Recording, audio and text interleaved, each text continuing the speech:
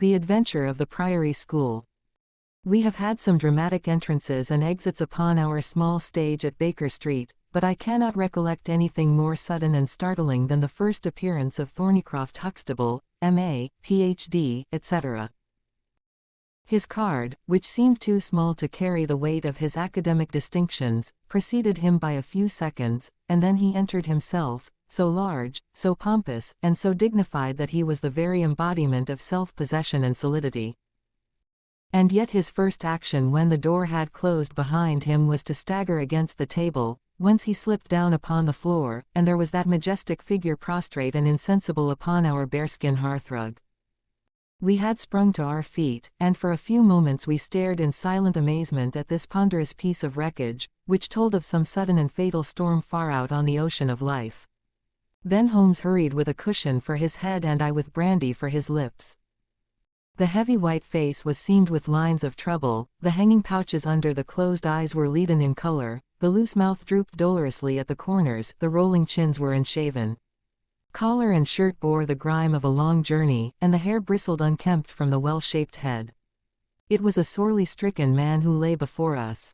"What is it, Watson?" asked Holmes. "Absolute exhaustion, possibly mere hunger and fatigue," said I, with my finger on the thready pulse, where the stream of life trickled thin and small.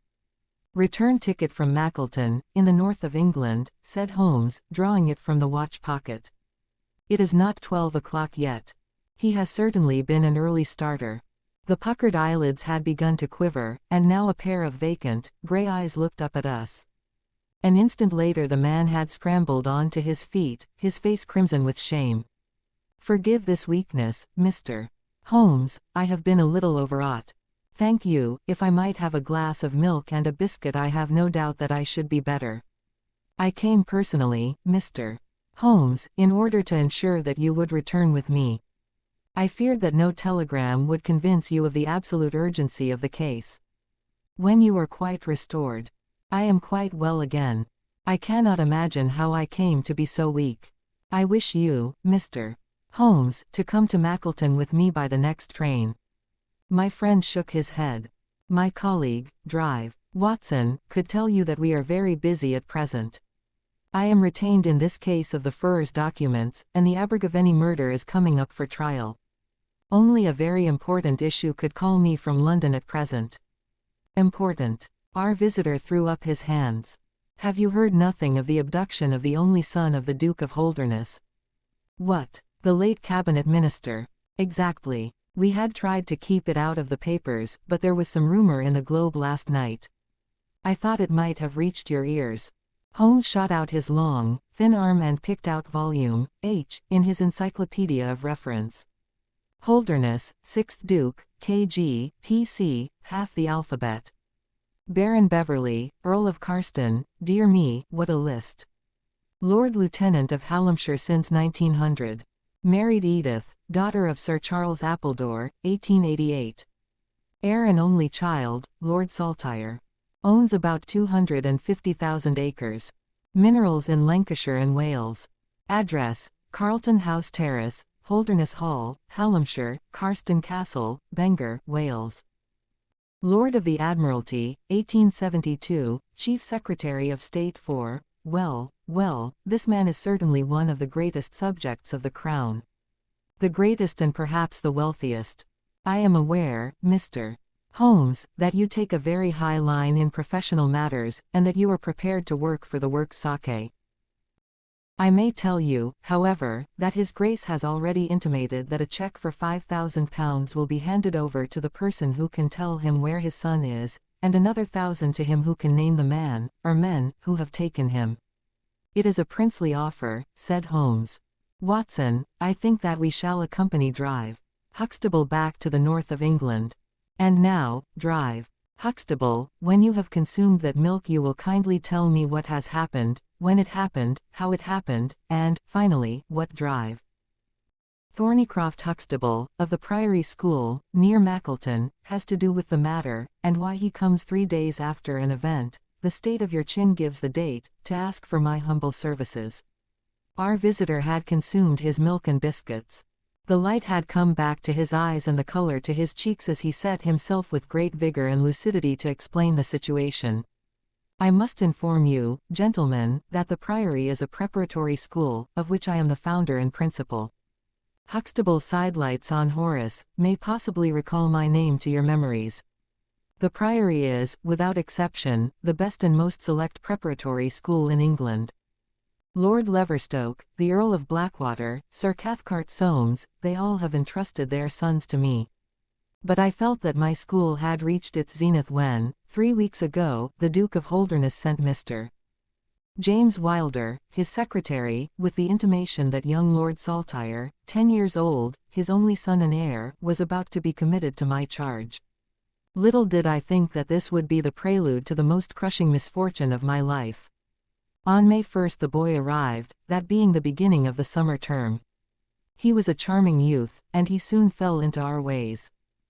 I may tell you, I trust that I am not indiscreet, but half-confidences are absurd in such a case, that he was not entirely happy at home. It is an open secret that the Duke's married life had not been a peaceful one, and the matter had ended in a separation by mutual consent, the Duchess taking up her residence in the south of France. This had occurred very shortly before, and the boy's sympathies are known to have been strongly with his mother. He moped after her departure from Holderness Hall, and it was for this reason that the Duke desired to send him to my establishment. In a fortnight the boy was quite at home with us, and was apparently absolutely happy. He was last seen on the night of May 13th, that is, the night of last Monday. His room was on the second floor, and was approached through another larger room in which 2 boys were sleeping. These boys saw and heard nothing, so that it is certain that young Saltire did not pass out that way. His window was open, and there is a stout ivy plant leading to the ground. We could trace no footmarks below, but it is sure that this is the only possible exit. His absence was discovered at 7 o'clock on Tuesday morning. His bed had been slept in. He had dressed himself fully before going off in his usual school suit of black Eton jacket and dark grey trousers. There were no signs that anyone had entered the room, and it is quite certain that anything in the nature of cries, or a struggle, would have been heard, since Conter, the elder boy in the inner room, is a very light sleeper. When Lord Saltire's disappearance was discovered I at once called a roll of the whole establishment, boys, masters, and servants. It was then that we ascertained that Lord Saltire had not been alone in his flight. Heidegger, the German master, was missing. His room was on the second floor, at the farther end of the building, facing the same way as Lord Saltire's. His bed had also been slept in, but he had apparently gone away partly dressed, since his shirt and socks were lying on the floor. He had undoubtedly let himself down by the ivy, for we could see the marks of his feet where he had landed on the lawn. His bicycle was kept in a small shed beside this lawn, and it also was gone. He had been with me for 2 years, and came with the best references, but he was a silent, morose man, not very popular either with masters or boys. No trace could be found of the fugitives, and now on Thursday morning we are as ignorant as we were on Tuesday. Inquiry was, of course, made at once at Holderness Hall. It is only a few miles away, and we imagined that in some sudden attack of homesickness he had gone back to his father, but nothing had been heard of him. The Duke is greatly agitated, and as to me, you have seen yourselves the state of nervous prostration to which the suspense and the responsibility have reduced me. Mr. Holmes, if ever you put forward your full powers, I implore you to do so now, for never in your life could you have a case which is more worthy of them. Sherlock Holmes had listened with the utmost intentness to the statement of the unhappy schoolmaster. His drawn brows and the deep furrow between them showed that he needed no exhortation to concentrate all his attention upon a problem which, apart from the tremendous interests involved, must appeal so directly to his love of the complex and the unusual. He now drew out his notebook and jotted down 1 or 2 memoranda. "You have been very remiss in not coming to me sooner," said he, severely. "You start me on my investigation with a very serious handicap. It is inconceivable, for example, that this ivy and this lawn would have yielded nothing to an expert observer. I am not to blame, Mr. Holmes." His Grace was extremely desirous to avoid all public scandal. He was afraid of his family unhappiness being dragged before the world. He has a deep horror of anything of the kind. But there has been some official investigation. Yes, sir, and it has proved most disappointing. An apparent clue was at once obtained, since a boy and a young man were reported to have been seen leaving a neighboring station by an early train. Only last night we had news that the couple had been hunted down in Liverpool, and they proved to have no connection whatever with the matter in hand. Then it was that in my despair and disappointment, after a sleepless night, I came straight to you by the early train. I suppose the local investigation was relaxed while this false clue was being followed up. It was entirely dropped, so that 3 days have been wasted. The affair has been most deplorably handled. I feel it, and admit it. And yet the problem should be capable of ultimate solution. I shall be very happy to look into it. Have you been able to trace any connection between the missing boy and this German master? None at all. Was he in the master's class? No, he never exchanged a word with him so far as I know. That is certainly very singular. Had the boy a bicycle? No. Was any other bicycle missing? No. Is that certain? Quite. Well, now, you do not mean to seriously suggest that this German rode off upon a bicycle in the dead of the night bearing the boy in his arms? Certainly not. Then what is the theory in your mind? The bicycle may have been a blind. It may have been hidden somewhere and the pair gone off on foot. Quite so, but it seems rather an absurd blind, does it not? Were there other bicycles in this shed? Several. Would he not have hidden a couple he desired to give the idea that they had gone off upon them? I suppose he would. Of course he would. The blind theory won't do. But the incident is an admirable starting point for an investigation. After all, a bicycle is not an easy thing to conceal or to destroy. One other question. Did anyone call to see the boy on the day before he disappeared? No. Did he get any letters? Yes, one letter. From whom? From his father. Do you open the boy's letters? No. How do you know it was from the father? The coat of arms was on the envelope, and it was addressed in the Duke's peculiar stiff hand. Besides, the Duke remembers having written. When had he a letter before that? Not for several days. Had he ever one from France? No, never. You see the point of my questions, of course. Either the boy was carried off by force or he went of his own free will. In the latter case you would expect that some prompting from outside would be needed to make so young a lad do such a thing. If he has had no visitors, that prompting must have come in letters. Hence I try to find out who were his correspondents. I fear I cannot help you much. His only correspondent, so far as I know, was his own father. Who wrote to him on the very day of his disappearance? Were the relations between father and son very friendly? His Grace is never very friendly with anyone. He is completely immersed in large public questions, and is rather inaccessible to all ordinary emotions. But he was always kind to the boy in his own way. But the sympathies of the latter were with the mother. Yes. Did he say so? No. The Duke, then? Good heavens, no. Then how could you know? I have had some confidential talks with Mr. James Wilder, his Grace's secretary. It was he who gave me the information about Lord Saltire's feelings. I see. By the way, that last letter of the Duke's, was it found in the boy's room after he was gone? No, he had taken it with him. I think, Mr. Holmes, it is time that we were leaving for Euston. I will order a 4-wheeler. In a quarter of an hour we shall be at your service. If you are telegraphing home, Mr.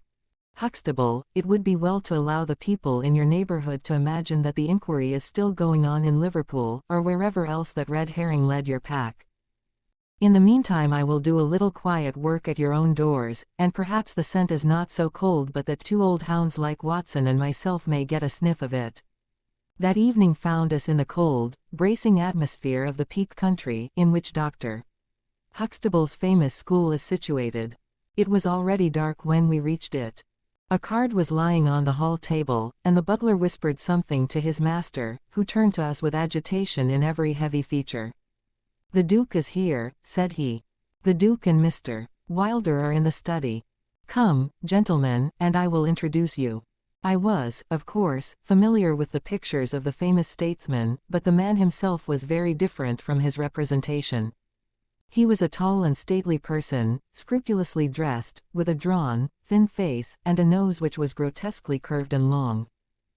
His complexion was of a dead pallor, which was more startling by contrast with a long, dwindling beard of vivid red, which flowed down over his white waistcoat, with his watch chain gleaming through its fringe.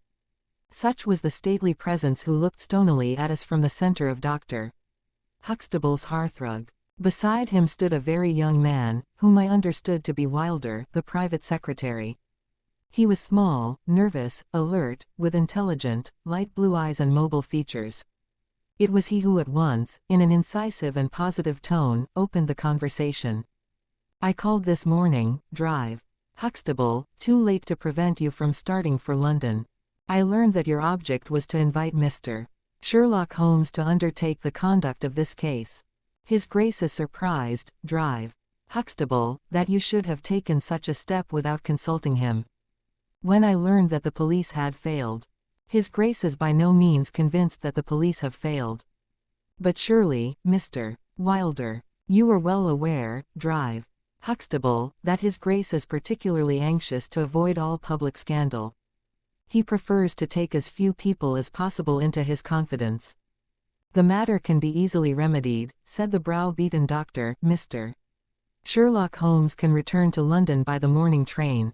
"Hardly that, doctor, hardly that," said Holmes, in his blandest voice. "This northern air is invigorating and pleasant, so I propose to spend a few days upon your moors, and to occupy my mind as best I may. Whether I have the shelter of your roof or of the village inn is, of course, for you to decide." I could see that the unfortunate doctor was in the last stage of indecision, from which he was rescued by the deep, sonorous voice of the red-bearded Duke, which boomed out like a dinner gong. "I agree with Mr. Wilder, drive. Huxtable, that you would have done wisely to consult me. But since Mr. Holmes has already been taken into your confidence, it would indeed be absurd that we should not avail ourselves of his services. Far from going to the inn, Mr. Holmes, I should be pleased if you would come and stay with me at Holderness Hall. I thank your Grace. For the purposes of my investigation I think that it would be wiser for me to remain at the scene of the mystery." "Just as you like, Mr. Holmes. Any information which Mr. Wilder or I can give you is, of course, at your disposal." "It will probably be necessary for me to see you at the hall," said Holmes. "I would only ask you now, sir, whether you have formed any explanation in your own mind as to the mysterious disappearance of your son." "No, sir, I have not. Excuse me if I allude to that which is painful to you, but I have no alternative." "Do you think that the Duchess had anything to do with the matter?" The great minister showed perceptible hesitation. "I do not think so," he said, at last. "The other most obvious explanation is that the child has been kidnapped for the purpose of levying ransom." "You have not had any demand of the sort?" "No, sir. One more question, your Grace. I understand that you wrote to your son upon the day when this incident occurred." "No, I wrote upon the day before." "Exactly. But he received it on that day?" "Yes. Was there anything in your letter which might have unbalanced him or induced him to take such a step?" "No, sir, certainly not." "Did you post that letter yourself?" The nobleman's reply was interrupted by his secretary, who broke in with some heat. "His Grace is not in the habit of posting letters himself," said he. "This letter was laid with others upon the study table, and I myself put them in the post-bag." "You were sure this one was among them?" "Yes, I observed it." "How many letters did your Grace write that day?" 20 or 30. "I have a large correspondence." "But surely this is somewhat irrelevant." "Not entirely," said Holmes. "For my own part," the Duke continued, "I have advised the police to turn their attention to the south of France. I have already said that I do not believe that the Duchess would encourage so monstrous an action, but the lad had the most wrong-headed opinions, and it is possible that he may have fled to her, aided and abetted by this German. I think, drive. Huxtable, that we will now return to the hall." I could see that there were other questions which Holmes would have wished to put, but the nobleman's abrupt manner showed that the interview was at an end. It was evident that to his intensely aristocratic nature this discussion of his intimate family affairs with a stranger was most abhorrent, and that he feared lest every fresh question would throw a fiercer light into the discreetly shadowed corners of his ducal history. When the nobleman and his secretary had left, my friend flung himself at once with characteristic eagerness into the investigation. The boy's chamber was carefully examined, and yielded nothing save the absolute conviction that it was only through the window that he could have escaped. The German master's room and effects gave no further clue. In his case a trailer of ivy had given way under his weight, and we saw by the light of a lantern the mark on the lawn where his heels had come down. That one dint in the short green grass was the only material witness left of this inexplicable nocturnal flight. Sherlock Holmes left the house alone, and only returned after 11. He had obtained a large ordnance map of the neighborhood, and this he brought into my room, where he laid it out on the bed, and, having balanced the lamp in the middle of it, he began to smoke over it, and occasionally to point out objects of interest with the reeking amber of his pipe. "This case grows upon me, Watson," said he. "There are decidedly some points of interest in connection with it. In this early stage one want you to realize those geographical features which may have a good deal to do with our investigation. Look at this map. This dark square is the Priory School. I'll put a pin in it. Now, this line is the main road. You see that it runs east and west past the school, and you see also that there is no side road for a mile either way. If these two folk passed away by road it was this road." "Exactly. By a singular and happy chance we are able to some extent to check what passed along this road during the night in question. At this point, where my pipe is now resting, a country constable was on duty from 12 to 6. It is, as you perceive, the first cross road on the east side. This man declares that he was not absent from his post for an instant, and he is positive that neither boy nor man could have gone that way unseen. I have spoken with this policeman tonight, and he appears to me to be a perfectly reliable person. That blocks this end. We have now to deal with the other. There is an inn here, the Red Bull, the landlady of which was ill. She had sent to Mackleton for a doctor, but he did not arrive until morning, being absent at another case. The people at the inn were alert all night, awaiting his coming, and one or other of them seems to have continually had an eye upon the road. They declare that no one passed. If their evidence is good, then we are fortunate enough to be able to block the west, and also to be able to say that the fugitives did not use the road at all." "But the bicycle," I objected. "Quite so. We will come to the bicycle presently. To continue our reasoning, if these people did not go by the road, they must have traversed the country to the north of the house or to the south of the house. That is certain. Let us weigh the one against the other. On the south of the house is, as you perceive, a large district of arable land, cut up into small fields, with stone walls between them. There, I admit that a bicycle is impossible. We can dismiss the idea. We turn to the country on the north. Here there lies a grove of trees, marked as the Ragged Shaw, and on the farther side stretches a great rolling moor, Lower Gill Moor, extending for 10 miles and sloping gradually upwards.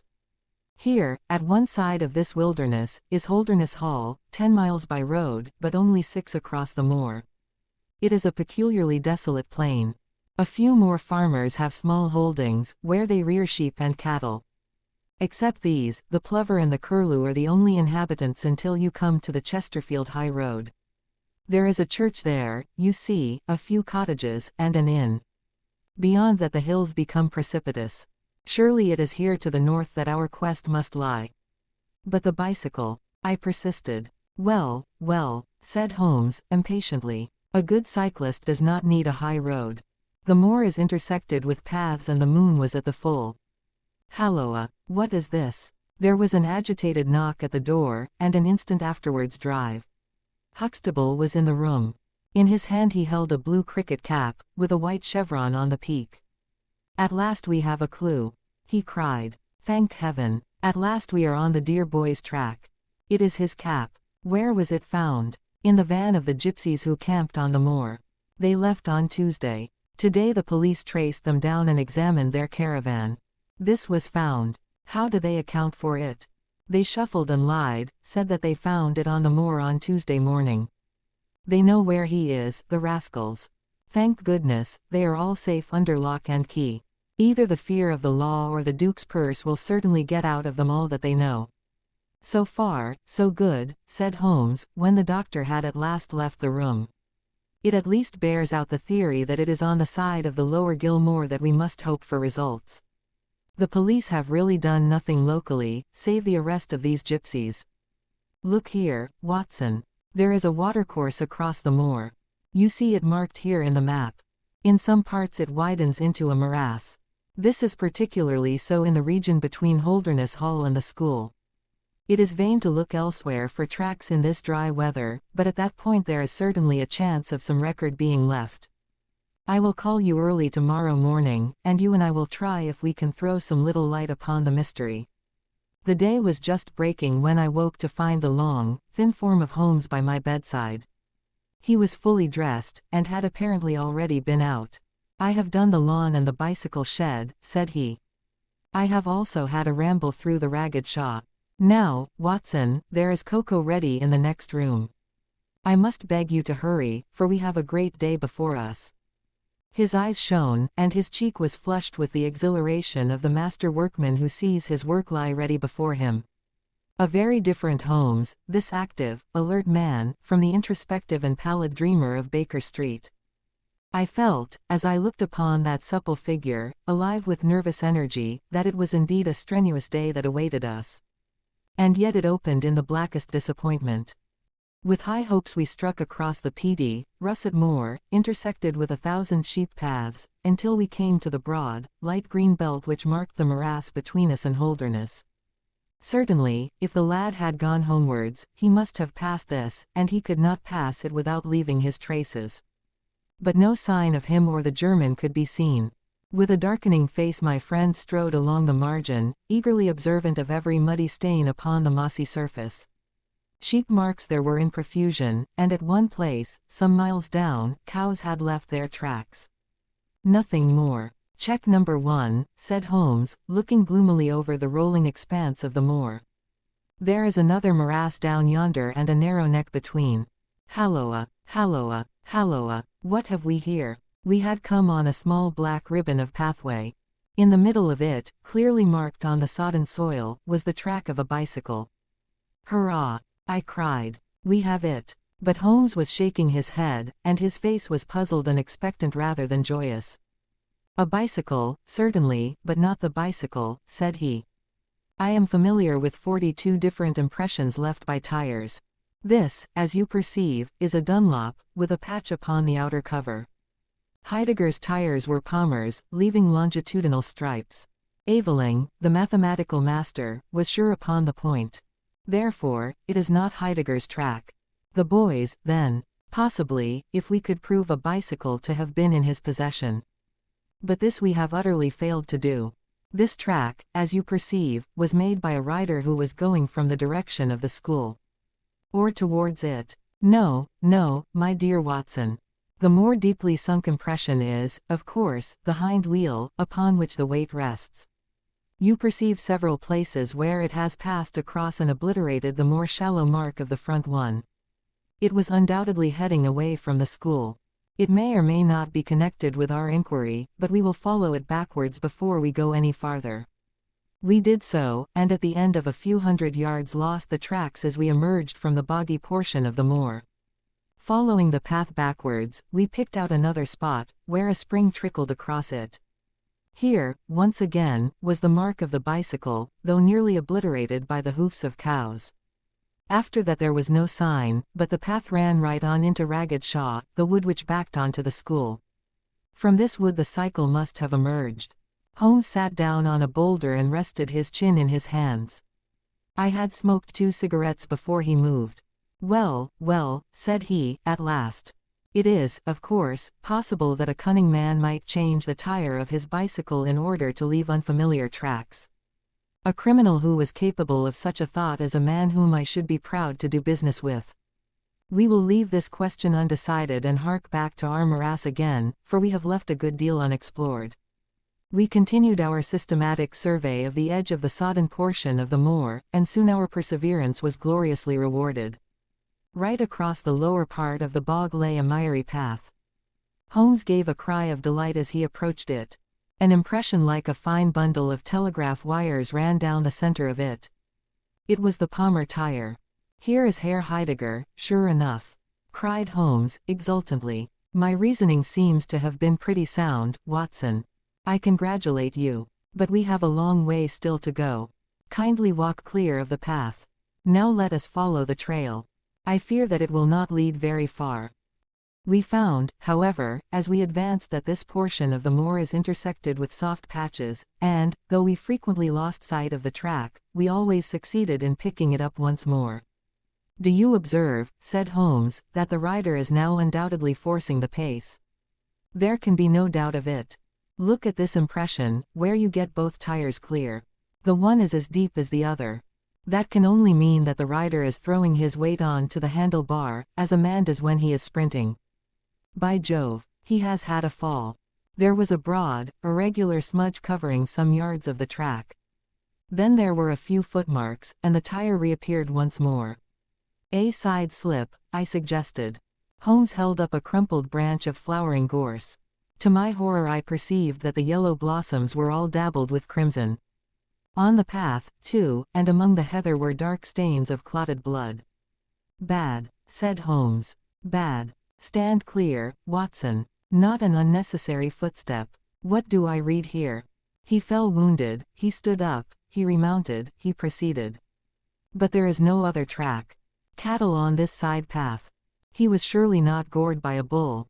Impossible. But I see no traces of anyone else. We must push on, Watson. Surely with stains as well as the track to guide us he cannot escape us now." Our search was not a very long one. The tracks of the tire began to curve fantastically upon the wet and shining path. Suddenly, as I looked ahead, the gleam of metal caught my eye from amid the thick gorse bushes.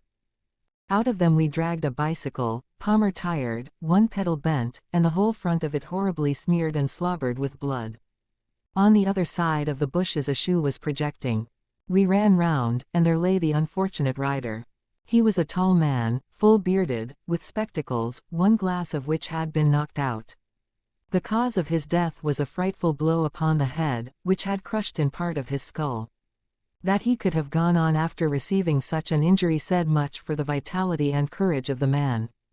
He wore shoes, but no socks, and his open coat disclosed a night shirt beneath it.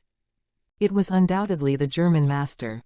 Holmes turned the body over reverently, and examined it with great attention. He then sat in deep thought for a time, and I could see by his ruffled brow that this grim discovery had not, in his opinion, advanced us much in our inquiry. "It is a little difficult to know what to do, Watson," said he, at last. "My own inclinations are to push this inquiry on, for we have already lost so much time that we cannot afford to waste another hour. On the other hand, we are bound to inform the police of the discovery, and to see that this poor fellow's body is looked after. I could take a note back. But I need your company and assistance. Wait a bit. There is a fellow cutting peat up yonder. Bring him over here, and he will guide the police." I brought the peasant across, and Holmes dispatched the frightened man with a note to Dr. Huxtable. "Now, Watson," said he, "we have picked up 2 clues this morning. One is the bicycle with the Palmer tire, and we see what that has led to. The other is the bicycle with the patched Dunlop. Before we start to investigate that, let us try to realize what we do know so as to make the most of it, and to separate the essential from the accidental. First of all I wish to impress upon you that the boy certainly left of his own free will. He got down from his window and he went off, either alone or with someone." "That is sure," I assented. "Well, now, let us turn to this unfortunate German master. The boy was fully dressed when he fled. Therefore, he foresaw what he would do. But the German went without his socks. He certainly acted on very short notice. Undoubtedly. Why did he go? Because, from his bedroom window, he saw the flight of the boy. Because he wished to overtake him and bring him back. He seized his bicycle, pursued the lad, and in pursuing him met his death. So it would seem. Now I come to the critical part of my argument. The natural action of a man in pursuing a little boy would be to run after him. He would know that he could overtake him. But the German does not do so. He turns to his bicycle. I am told that he was an excellent cyclist. He would not do this if he did not see that the boy had some swift means of escape. The other bicycle. Let us continue our reconstruction.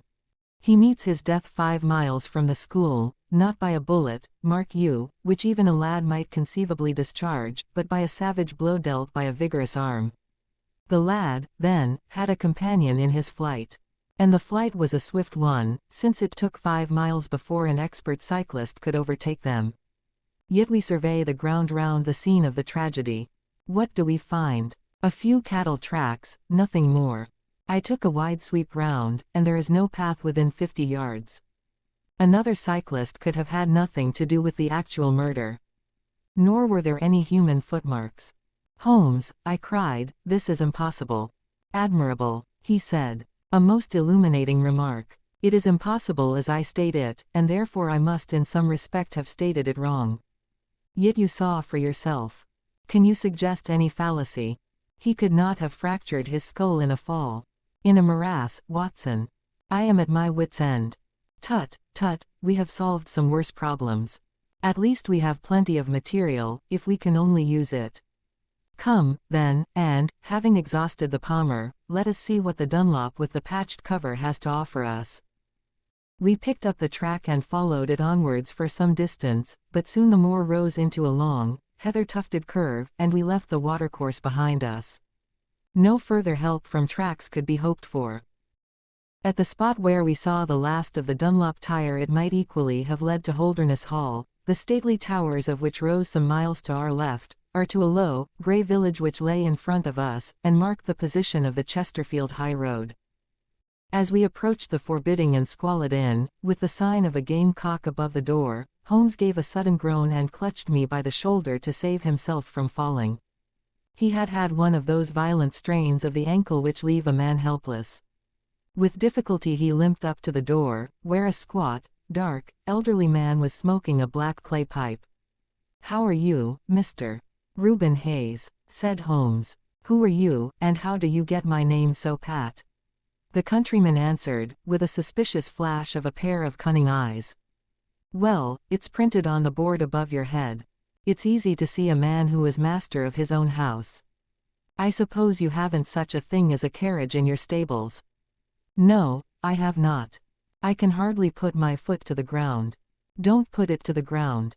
"But I can't walk." "Well, then, hop." Mr. Reuben Hayes's manner was far from gracious, but Holmes took it with admirable good humor. "Look here, my man," said he. "This is really rather an awkward fix for me. I don't mind how I get on." "Neither do I," said the morose landlord. "The matter is very important. I would offer you a sovereign for the use of a bicycle." The landlord pricked up his ears. "Where do you want to go?" "To Holderness Hall." "Pals of the Duke, I suppose," said the landlord, surveying our mud-stained garments with ironical eyes. Holmes laughed good-naturedly. "He'll be glad to see us, anyhow." "Why?" "Because we bring him news of his lost son." The landlord gave a very visible start. "What, you're on his track?" "He has been heard of in Liverpool. They expect to get him every hour." Again a swift change passed over the heavy, unshaven face. His manner was suddenly genial. "I've less reason to wish the Duke well than most men," said he, "for I was his head coachman once, and cruel bad he treated me. It was him that sacked me without a character on the word of a lying corn chandler. But I'm glad to hear that the young lord was heard of in Liverpool, and I'll help you to take the news to the hall." "Thank you," said Holmes. "We'll have some food first. Then you can bring round the bicycle." "I haven't got a bicycle." Holmes held up a sovereign. "I tell you, man, that I haven't got one. I'll let you have 2 horses as far as the hall." "Well, well," said Holmes, "we'll talk about it when we've had something to eat." When we were left alone in the stone-flagged kitchen it was astonishing how rapidly that sprained ankle recovered. It was nearly nightfall, and we had eaten nothing since early morning, so that we spent some time over our meal. Holmes was lost in thought, and once or twice he walked over to the window and stared earnestly out. It opened onto a squalid courtyard. In the far corner was a smithy, where a grimy lad was at work. On the other side were the stables. Holmes had sat down again after one of these excursions, when he suddenly sprang out of his chair with a loud exclamation. "By heaven, Watson, I believe that I've got it!" he cried. "Yes, yes, it must be so. Watson, do you remember seeing any cow tracks today?" "Yes, several." "Where?" "Well, everywhere. They were at the morass, and again on the path, and again near where poor Heidegger met his death." "Exactly. Well, now, Watson, how many cows did you see on the moor?" "I don't remember seeing any." "Strange, Watson, that we should see tracks all along our line, but never a cow on the whole moor. Very strange, Watson, eh?" "Yes, it is strange. Now, Watson, make an effort, throw your mind back. Can you see those tracks upon the path?" "Yes, I can." "Can you recall that the tracks were sometimes like that, Watson?" He arranged a number of bread crumbs in this fashion, and sometimes like this, and occasionally like this. "Can you remember that?" "No, I cannot. But I can. I could swear to it. However, we will go back at our leisure and verify it. What a blind beetle I have been not to draw my conclusion." "And what is your conclusion?" "Only that it is a remarkable cow which walks, canters, and gallops." "By George, Watson, it was no brain of a country publican that thought out such a blind as that. The coast seems to be clear, save for that lad in the smithy. Let us slip out and see what we can see." There were 2 rough-haired, unkempt horses in the tumble-down stable. Holmes raised the hind leg of one of them and laughed aloud. "Old shoes, but newly shod, old shoes, but new nails. This case deserves to be a classic. Let us go across to the smithy." The lad continued his work without regarding us. I saw Holmes's eye darting to right and left among the litter of iron and wood which was scattered about the floor. Suddenly, however, we heard a step behind us, and there was the landlord, his heavy eyebrows drawn over his savage eyes, his swarthy features convulsed with passion. He held a short, metal-headed stick in his hand, and he advanced in so menacing a fashion that I was right glad to feel the revolver in my pocket. "You infernal spies!" the man cried. "What are you doing there?" "Why, Mr. Reuben Hayes," said Holmes, coolly, "one might think that you were afraid of our finding something out." The man mastered himself with a violent effort, and his grim mouth loosened into a false laugh, which was more menacing than his frown. "You're welcome to all you can find out in my smithy," said he. "But look here, mister, I don't care for folk poking about my place without my leave, so the sooner you pay your score and get out of this the better I shall be pleased." "All right, Mr. Hayes, no harm meant," said Holmes. "We have been having a look at your horses, but I think I'll walk after all. It's not far, I believe. Not more than 2 miles to the Hall gates. That's the road to the left." He watched us with sullen eyes until we had left his premises. We did not go very far along the road, for Holmes stopped the instant that the curve hid us from the landlord's view. "We were warm, as the children say, at that inn," said he. "I seem to grow colder every step that I take away from it. No, no, I can't possibly leave it. I am convinced," said I, "that this Reuben Hayes knows all about it. A more self-evident villain I never saw." "Oh, he impressed you in that way, did he? There are the horses, there is the smithy. Yes, it is an interesting place, this Fighting Cock. I think we shall have another look at it in an unobtrusive way." A long, sloping hillside, dotted with grey limestone boulders, stretched behind us. We had turned off the road, and were making our way up the hill, when, looking in the direction of Holderness Hall, I saw a cyclist coming swiftly along.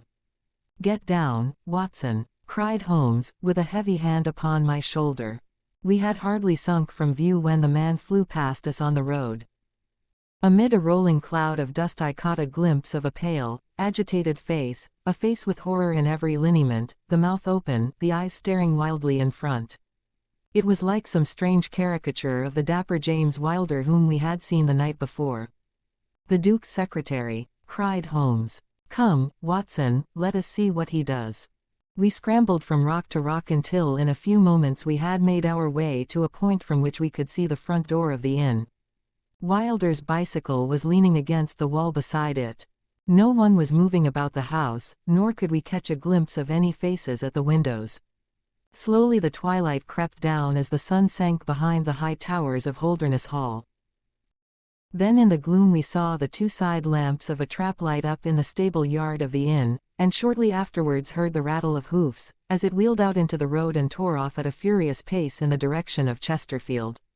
"What do you make of that, Watson?" Holmes whispered. "It looks like a flight. A single man in a dog cart, so far as I could see." "Well, it certainly was not Mr. James Wilder, for there he is at the door." A red square of light had sprung out of the darkness. In the middle of it was the black figure of the secretary, his head advanced, peering out into the night. It was evident that he was expecting someone. Then at last there were steps in the road, a second figure was visible for an instant against the light, the door shut, and all was black once more. 5 minutes later a lamp was lit in a room upon the first floor. "It seems to be a curious class of custom that is done by the Fighting Cock," said Holmes. "The bar is on the other side." "Quite so. These are what one may call the private guests. Now, what in the world is Mr. James Wilder doing in that den at this hour of night, and who is the companion who comes to meet him there? Come, Watson, we must really take a risk and try to investigate this a little more closely." Together we stole down to the road and crept across to the door of the inn. The bicycle still leaned against the wall. Holmes struck a match and held it to the back wheel, and I heard him chuckle as the light fell upon a patched Dunlop tire. Up above us was the lighted window. "I must have a peep through that, Watson. If you bend your back and support yourself upon the wall, I think that I can manage." An instant later his feet were on my shoulders. But he was hardly up before he was down again. "Come, my friend," said he, "our day's work has been quite long enough. I think that we have gathered all that we can. It's a long walk to the school, and the sooner we get started the better." He hardly opened his lips during that weary trudge across the moor, nor would he enter the school when he reached it, but went on to Mackleton Station, whence he could send some telegrams. Late at night I heard him consoling Drive Huxtable, prostrated by the tragedy of his master's death, and later still he entered my room as alert and vigorous as he had been when he started in the morning. "All goes well, my friend," said he. "I promise that before tomorrow evening we shall have reached the solution of the mystery." At 11 o'clock next morning my friend and I were walking up the famous yew avenue of Holderness Hall. We were ushered through the magnificent Elizabethan doorway and into his Grace's study. There we found Mr. James Wilder, demure and courtly, but with some trace of that wild terror of the night before still lurking in his furtive eyes and in his twitching features. "You have come to see his Grace. I am sorry, but the fact is that the Duke is far from well. He has been very much upset by the tragic news. We received a telegram from Dr. Huxtable yesterday afternoon, which told us of your discovery. I must see the Duke, Mr. Wilder. But he is in his room. Then I must go to his room. I believe he is in his bed. I will see him there." Holmes's cold and inexorable manner showed the secretary that it was useless to argue with him. "Very good, Mr. Holmes, I will tell him that you are here." After half an hour's delay the great nobleman appeared. His face was more cadaverous than ever, his shoulders had rounded, and he seemed to me to be an altogether older man than he had been the morning before. He greeted us with a stately courtesy and seated himself at his desk, his red beard streaming down onto the table. "Well, Mr. Holmes," said he. But my friend's eyes were fixed upon the secretary, who stood by his master's chair. "I think, your Grace, that I could speak more freely in Mr. Wilder's absence." The man turned a shade paler and cast a malignant glance at Holmes. "If your Grace wishes. Yes, you had better go. Now, Mr. Holmes, what have you to say?" My friend waited until the door had closed behind the retreating secretary. "The fact is, your Grace," said he, "that my colleague, Drive Watson, and myself had an assurance from Dr. Huxtable that a reward had been offered in this case. I should like to have this confirmed from your own lips."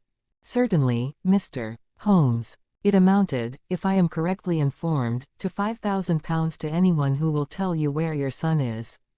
"Exactly. And another 1,000 to the man who will name the person or persons who keep him in custody." Exactly. Under the latter heading is included, no doubt, not only those who may have taken him away, but also those who conspire to keep him in his present position. Yes, yes, cried the Duke, impatiently. If you do your work well, Mr. Sherlock Holmes, you will have no reason to complain of niggardly treatment. My friend rubbed his thin hands together with an appearance of avidity which was a surprise to me, who knew his frugal tastes. I fancy that I see your Grace's cheque-book upon the table, said he. I should be glad if you would make me out a cheque for £6,000. It would be as well, perhaps, for you to cross it. The Capital and Counties Bank, Oxford Street branch, are my agents. His Grace sat very stern and upright in his chair, and looked stonily at my friend. Is this a joke, Mr. Holmes? It is hardly a subject for pleasantry. Not at all, your Grace. I was never more earnest in my life. What do you mean, then? I mean that I have earned the reward. I know where your son is, and I know some, at least, of those who are holding him. The Duke's beard had turned more aggressively red than ever against his ghastly white face. Where is he? He gasped. He is, or was last night, at the Fighting Cock Inn, about 2 miles from your park gate. The Duke fell back in his chair. And whom do you accuse? Sherlock Holmes's answer was an astounding one. He stepped swiftly forward and touched the Duke upon the shoulder. I accuse you, said he. And now, your Grace, I'll trouble you for that cheque. Never shall I forget the Duke's appearance as he sprang up and clawed with his hands like one who is sinking into an abyss. Then, with an extraordinary effort of aristocratic self-command, he sat down and sank his face in his hands. It was some minutes before he spoke. How much do you know? He asked at last, without raising his head. I saw you together last night. Does anyone else besides your friend know? I have spoken to no one. The Duke took a pen in his quivering fingers and opened his cheque-book. I shall be as good as my word, Mr. Holmes. I am about to write your cheque, however unwelcome the information which you have gained may be to me. When the offer was first made I little thought the turn which events might take. But you and your friend are men of discretion, Mr. Holmes. I hardly understand your Grace. I must put it plainly, Mr. Holmes. If only you two know of this incident, there is no reason why it should go any farther. I think £12,000 is the sum that I owe you, is it not? But Holmes smiled and shook his head. I fear, your Grace, that matters can hardly be arranged so easily. There is the death of this schoolmaster to be accounted for. But James knew nothing of that. You cannot hold him responsible for that. It was the work of this brutal ruffian whom he had the misfortune to employ. I must take the view, your Grace, that when a man embarks upon a crime he is morally guilty of any other crime which may spring from it. Morally, Mr. Holmes. No doubt you are right. But surely not in the eyes of the law. A man cannot be condemned for a murder at which he was not present, and which he loathes and abhors as much as you do. The instant that he heard of it he made a complete confession to me, so filled was he with horror and remorse. He lost not an hour in breaking entirely with the murderer. Oh, Mr. Holmes, you must save him, you must save him. I tell you that you must save him. The Duke had dropped the last attempt at self-command, and was pacing the room with a convulsed face and with his clenched hands raving in the air. At last he mastered himself and sat down once more at his desk. I appreciate your conduct in coming here before you spoke to anyone else, said he. At least, we may take counsel how far we can minimize this hideous scandal. Exactly, said Holmes. I think, your Grace, that this can only be done by absolute and complete frankness between us. I am disposed to help your Grace to the best of my ability, but in order to do so I must understand to the last detail how the matter stands. I realize that your words applied to Mr. James Wilder, and that he is not the murderer. No, the murderer has escaped. Sherlock Holmes smiled demurely. Your Grace can hardly have heard of any small reputation which I possess, or you would not imagine that it is so easy to escape me. Mr. Reuben Hayes was arrested at Chesterfield on my information at 11 o'clock last night. I had a telegram from the head of the local police before I left the school this morning. The Duke leaned back in his chair and stared with amazement at my friend. You seem to have powers that are hardly human, said he. So Reuben Hayes is taken. I am right glad to hear it, if it will not react upon the fate of James. Your secretary. No, sir, my son. It was Holmes's turn to look astonished. I confess that this is entirely new to me, your grace. I must beg you to be more explicit. I will conceal nothing from you. I agree with you that complete frankness, however painful it may be to me, is the best policy in this desperate situation to which James's folly and jealousy have reduced us. When I was a very young man, Mr. Holmes, I loved with such a love as comes only once in a lifetime. I offered the lady marriage, but she refused it on the grounds that such a match might mar my career. Had she lived, I would certainly never have married anyone else. She died, and left this one child, whom for her sake I have cherished and cared for. I could not acknowledge the paternity to the world, but I gave him the best of educations, and since he came to manhood I have kept him near my person. He surprised my secret, and has presumed ever since upon the claim which he has upon me and upon his power of provoking a scandal, which would be abhorrent to me. His presence had something to do with the unhappy issue of my marriage. Above all, he hated my young legitimate heir from the first with a persistent hatred. You may well ask me why, under these circumstances, I still kept James under my roof.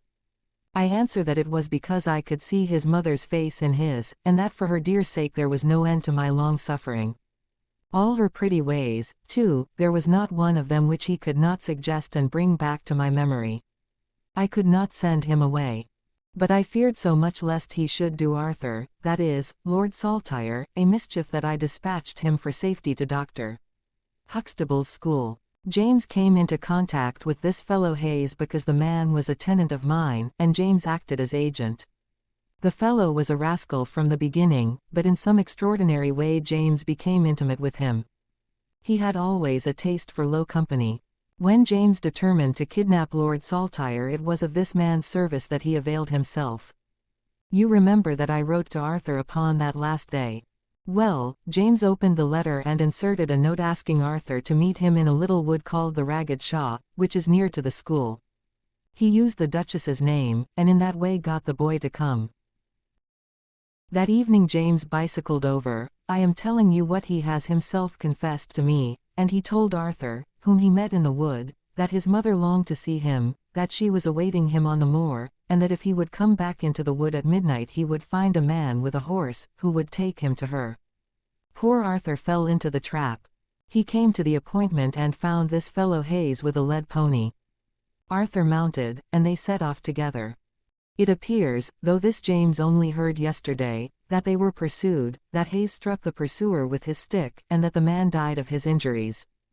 Hayes brought Arthur to his public house, the Fighting Cock, where he was confined in an upper room, under the care of Mrs.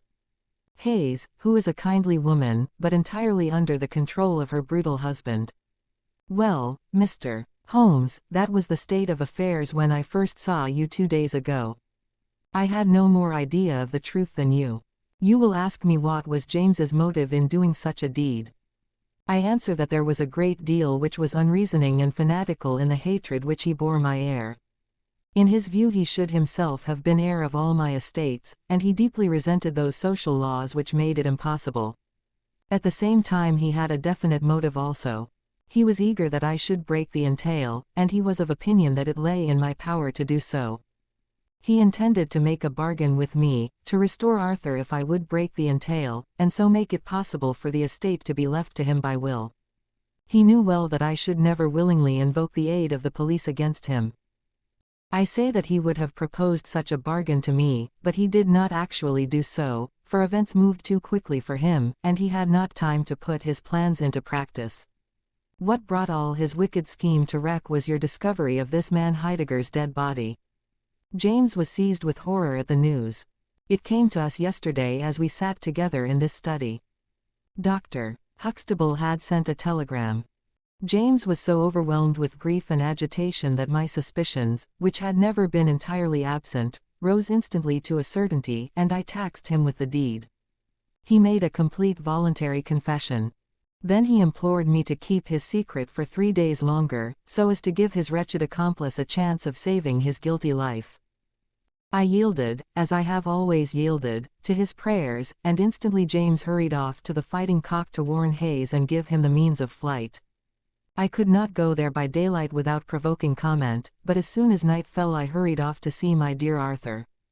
I found him safe and well, but horrified beyond expression by the dreadful deed he had witnessed. In deference to my promise, and much against my will, I consented to leave him there for 3 days under the charge of Mrs. Hayes, since it was evident that it was impossible to inform the police where he was without telling them also who was the murderer, and I could not see how that murderer could be punished without ruin to my unfortunate James. You asked for frankness, Mr. Holmes, and I have taken you at your word, for I have now told you everything without an attempt at circumlocution or concealment. Do you in turn be as frank with me? I will, said Holmes. In the first place, Your Grace, I am bound to tell you that you have placed yourself in a most serious position in the eyes of the law. You have condoned a felony and you have aided the escape of a murderer, for I cannot doubt that any money which was taken by James Wilder to aid his accomplice in his flight came from Your Grace's purse. The Duke bowed his assent. This is indeed a most serious matter.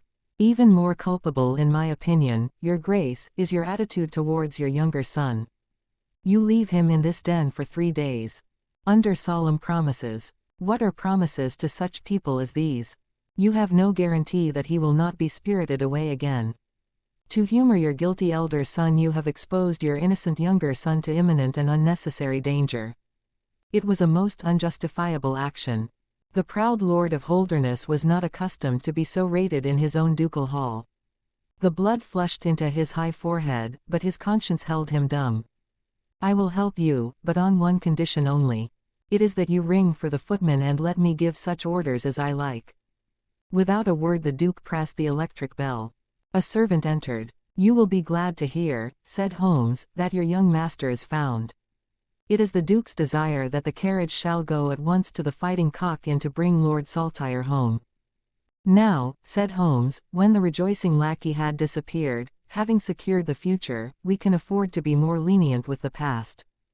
I am not in an official position, and there is no reason, so long as the ends of justice are served, why I should disclose all that I know. As to Hayes I say nothing.